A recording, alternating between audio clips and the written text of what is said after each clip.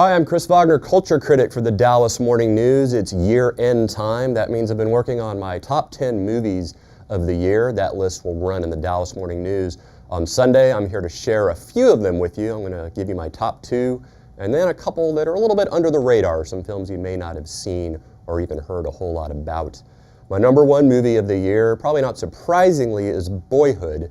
This has been a widely acclaimed movie by both audiences and critics. You may know that the film was shot over a period of 12 years using the same actors. We get to see the passage of time in a way that we've really never seen before in a movie. And that's what I'm looking for when I try to find my best movie of the year. I want something I've never seen before. I want something that's going to take me someplace that I have never been, and a movie that knows how to do that in a way that I've never seen. Really emotionally powerful, very well put together, and a dynamite performance by Patricia Arquette. It's going to get a lot of Oscar nominations. Good on Texas's own Richard Linklater for Boyhood.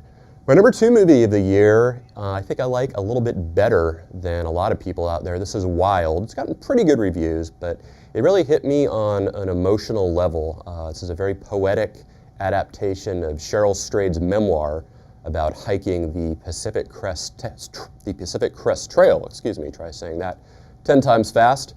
Cheryl Strayed hiked that 1,100-mile trail, and she wrote a book about it.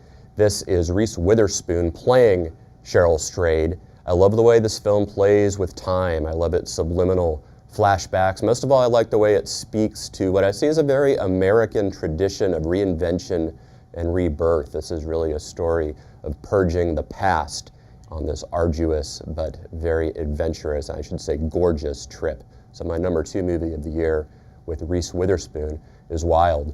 Now for a couple of movies that are a little bit further down on my list, but in my top 10, you may not have heard so much about these. The first one is Night Moves. This came out early in the year. So it's sort of a movie about the limits of extremism. It's about three people. I always want to call Jesse Eisenberg Mark Zuckerberg, which probably tells you how good he was in the social network. Jesse Eisenberg, Dakota Fanning, and Peter Sarsgaard play three environmentalists in the Pacific Northwest, and they plot to blow up a dam to make a statement.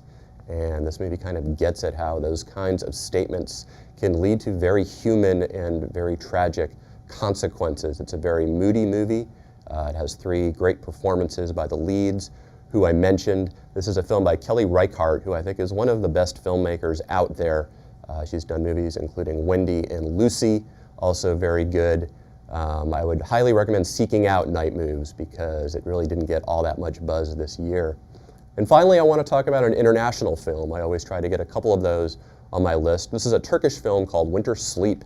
It is long, so you know going in. It's 3 hours and 20 minutes, but it never feels that long. It's about an old Turkish man. He's not that old. He's in his middle age, late middle age. He runs a hotel in the Turkish mountains, and it's really just a very emotionally intense story about this man and his wife and his sister and these recriminations and resentments that they have both with each other, with other people in the area. It's a movie about social class. It's a movie about expectations. It's a movie about loss in a lot of ways. It's also a very gorgeous film with fantastic performances. It reminds me of an Ingmar Bergman film, the great Swedish master, just in its pure emotional intensity and its willingness to go out on a limb with long dialogue scenes. It's the fastest 3.5-hour movie, 3-hour and 20-minute movie you will ever see. So those are four of my favorite movies of the year 2014, and again, you can see my entire list, my entire top 10, plus 10 runners-up in the Dallas Morning News this coming Sunday, and probably before that on dallasnews.com. Thanks for joining.